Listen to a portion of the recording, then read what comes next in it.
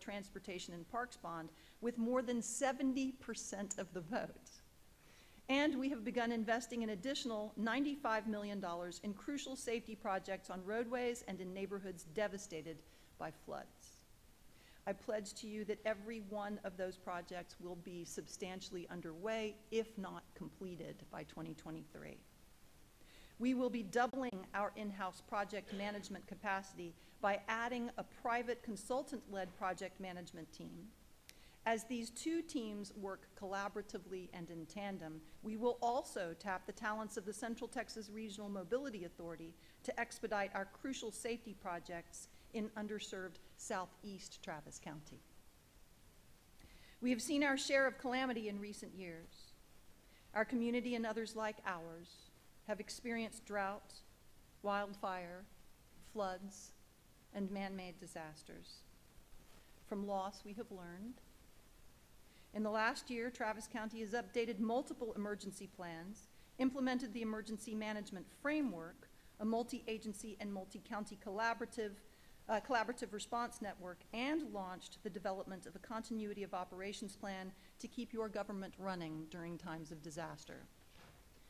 Beyond our metropolitan region, we also work with our major Metro 6 counties, responding to them and with them in times of disaster. During Hurricane Harvey, Travis County was in constant communication with Harris County and the state of Texas. I'm getting a nod from Sheriff Hernandez back there. Tarrant County, Bexar County, Dallas, and ourselves, we're at the ready preparing 20,000 beds for evacuees in the hours after the hurricane hit. And Travis County joined local governments across the state responding to hard-hit areas of the coast more quickly than the state or federal agencies could muster. We have all been inspired by the volunteer first responders and private citizens who came to the rescue of their neighbors along the coast as far inland as hard-hit Fayette County, right down the road. In my capacity as the Emergency Management Director of Travis County, thank you for your service and thank you for your sacrifice. The Cajun Navy and others like them have shown how neighbors helping neighbors heal a wounded community. Commissioner Shea has been advocating at the local, national, and international level for individual and collective resilience in response to extreme weather events. If you have the resources, preparing to be self-sufficient for 2 to 3 days, if not 2 to 3 weeks after a disaster, increases your personal safety and it increases your ability to help family, friends, and first responders in those chaotic first hours after an event like Hurricane Harvey. If you would like to become involved with a voluntary organization active in disasters, known as a VOAD, V-O-A-D, visit centraltxvoad.com. And for personal preparedness in wildfire, flood, and other calamities, please visit ready.gov. Both very, very good resources. We have collaborated with Central Health, Community Care, Integral Care, St. David's Foundation, Seton, and the University of Texas to address the healthcare needs of our community. And we have several representatives from those entities here tonight.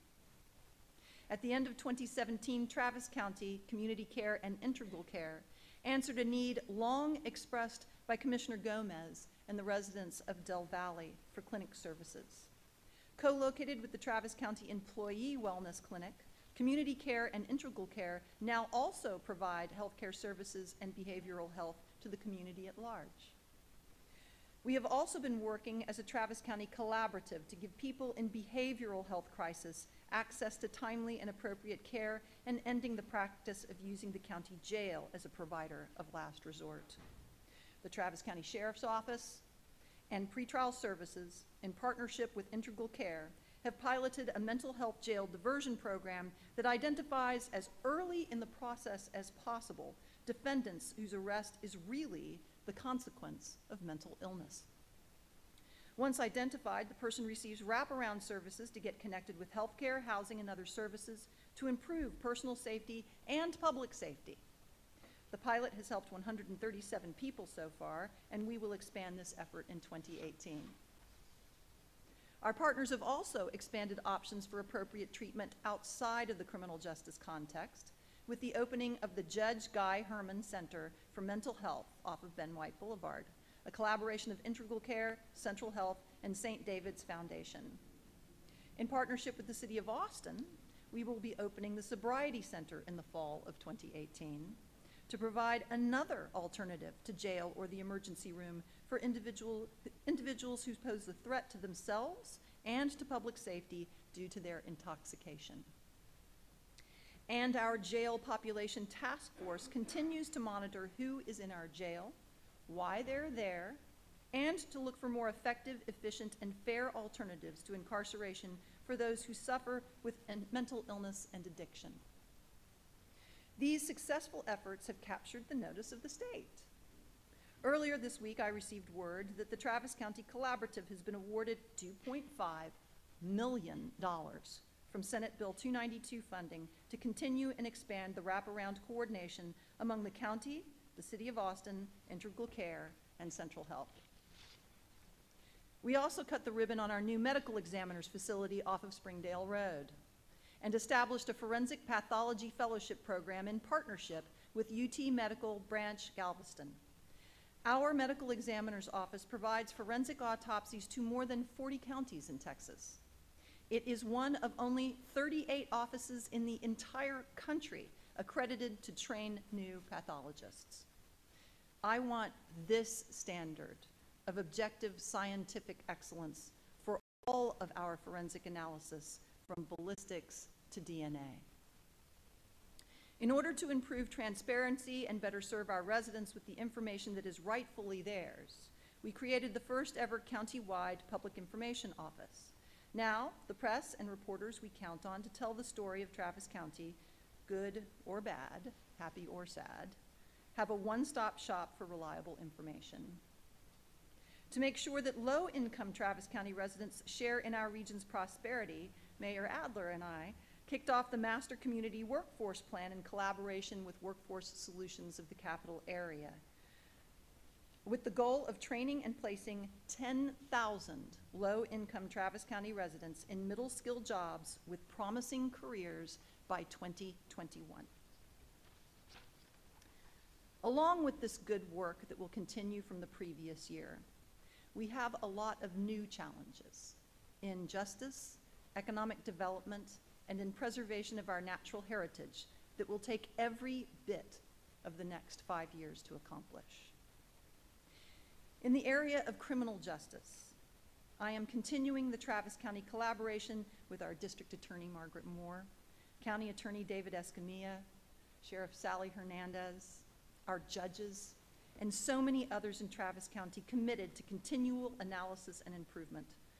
Our activist community reminds us on a regular basis that criminal justice is a sharp and heavy sword that must be wielded with skill and precision, and only when public safety demands it. Our collaboration utilizes multiple approaches to make sure our criminal justice system is effective, efficient, and fair, that it is no larger than necessary, and that involvement in the criminal justice system is only as onerous as public safety demands. We're getting people out of county jail who pose no public safety threat through the use of the Jail Population Task Force. We are collecting and analyzing courtroom data on who goes through our system, how they go through it, and what the outcomes are from that experience. To increase awareness and transparency in the operation of our justice system, we launched the Courts Dashboard, and the Jail Dashboard launched today. Thank you. The District Attorney's Office is looking at innovative ways to deal with low-level drug possession cases, which represent more than 25% of all felonies filed. Let me repeat that. Low-level drug possession cases represent 25% of all felonies filed. The DA has commissioned an independent study to examine whether racial disparities play a role in pretrial detention and outcomes. Although Travis County has made considerable investments in appointed counsel for indigent defense, both in-house and independent studies are suggesting we seriously explore a comprehensive public defender's office to reduce inequities in outcome.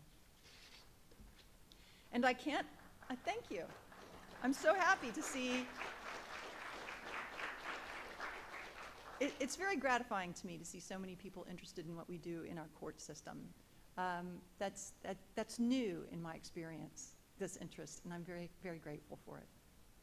I can't leave the topic of criminal justice without updating you on the next steps to addressing the 2016 failure of the APD DNA lab. Every Wednesday for 2 years, representatives of the prosecution, defense, law enforcement, scientific community, and the city and county management have been meeting down the hall from my office, actually right up there. Those are the windows to where we've been meeting, to reverse the damage done by unreliable DNA analysis. I have confidence in the process in place to review the cases and provide justice to those who've been harmed. In 2018, those hardworking public servants who've been meeting for 2 years have been joined by community representatives and an outside expert to begin looking forward to a new system that will prevent this from happening again. I believe that unbiased and trustworthy forensic scientific analysis should be managed by scientists rather than law enforcement, similar to how we operate the Travis County Medical Examiner's Office. Justice demands that we make this change. For me, economic development means community resilience in daily living and in times of emergency through education and training, quality and affordable communities, and public infrastructure that supports every employer and every employee. With our booming economy, we have the resources to achieve a truly shared prosperity for all. Taken as a whole, Travis County households enjoy higher income, higher education, and the benefits that have established Austin and Central Texas as among the top places to live in the United States. Yet, too few of the hard-working families in eastern Travis County have access to good education and a job with decent wages and benefits. Families in northeast and southeast Travis County deserve to share in the prosperity that they helped build. In 2018, thanks. In 2018, I will put a laser focus on communities and projects with the highest probability of putting prosperity in reach of those families. Commissioner Trevelyan and I will work with the City of Austin, Capital Metro, and the Central Texas Regional Mobility Authority to expedite construction of transportation corridors and to expand transit beyond the current Cap Metro service area. This work will include tax benefit analysis of making Capital Metro's Green Line a reality as a train or as a dedicated bus and autonomous vehicle corridor, serving communities like Elgin, Manor, and Colony Park along State Highway 290 East. Southeast Travis County deserves significant additional attention.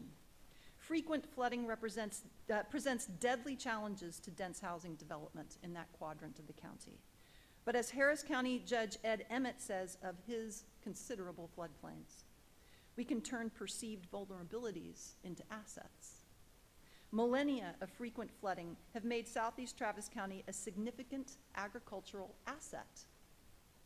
Travis County loses 9.3 acres of farmland to development every day. Hello, Mayor Johnsey. Saw you walk in. Once rich in local agricultural production, today we get only 1% of our food from local sources. Councilmember Delia Garza and I are committed to a vibrant regional food hub with local farms, small businesses, satisfying jobs, access to healthy food, and significant economic stimulus. Over the next year, we will explore the local food economy with the residents of Southeast Travis County, integrating efforts to preserve farmland and support local food production entrepreneurs.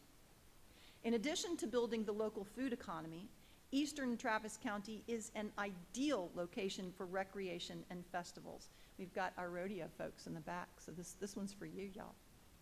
Over the next year, we will explore the location, job types, and entrepreneurial opportunities of an expanding festival economy at the Exposition Center. Also in our public parks, also on private lands along the banks of Eastern Travis County. We live in one of the most beautiful places in the state, if not the country.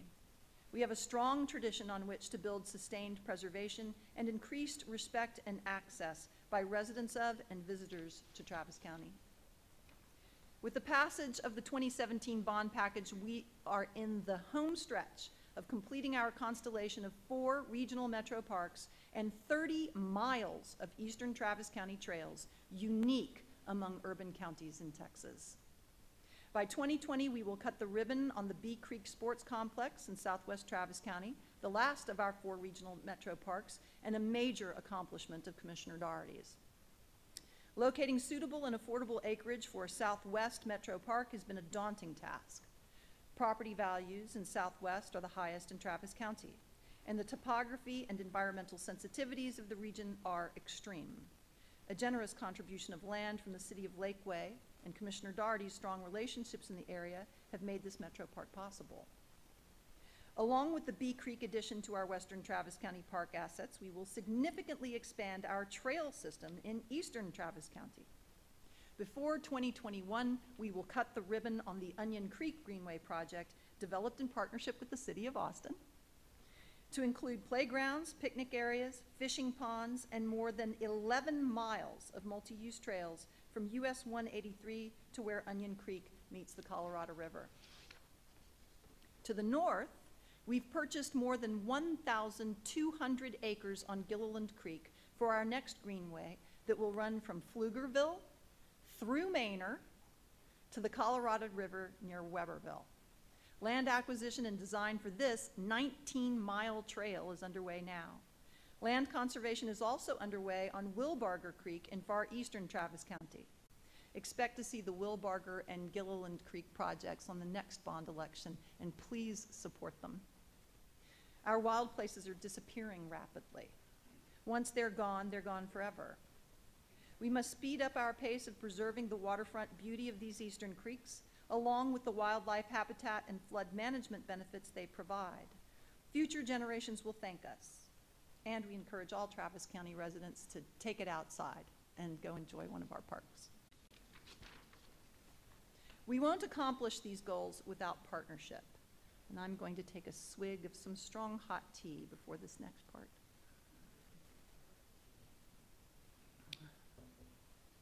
And partnership requires a sharing of responsibility. Our collective property tax resources are limited, but our collective responsibility for property taxes has been unfairly heaped on the backs of those least able to pay. Wealthier individuals and businesses with the ear of the state legislature are afforded more opportunities to dodge taxes through business incentives, exemptions, and suppressed appraisal values. While complaining bitterly about property taxes, state and federal officials commandeer those same local tax dollars to fund what they are unwilling to: public education, health care, state highways, and even federal responsibilities like immigration enforcement. Governor Abbott has instructed the Texas legislature to further limit local control by capping local tax revenues. A cap means an even greater percentage of your local tax dollars will go to unfunded state or federal mandates, if not siphoned directly into state coffers, leaving even less to address local goals in justice, economic development, and environmental stewardship. Courageous leaders in both parties have had enough of dysfunctional tax policies and the crippling of local control. In bipartisan chorus, county judges, mayors, business and community leaders are speaking up for good governance and shared responsibility. We are speaking out and reaching out, finding all kinds of opportunities to share costs, leverage successes, and increase our reach. In these interesting times of winner-take-all retribution politics, those in the public and private sectors who recognize the true value of collective action for collective good are finding each other. We will keep the door open and the lights on for our partners in state and federal government. There are many committed public servants in both parties and in all levels of government willing to share responsibility for shared prosperity. I look forward to expanding existing partnerships and welcoming new and perhaps unanticipated allies in our work. Sharing power, sharing responsibility, and sharing prosperity, that is the genius of a democratic nation. We have the courage to share in Travis County. Let's show the region, the state, and the nation how it's done, y'all.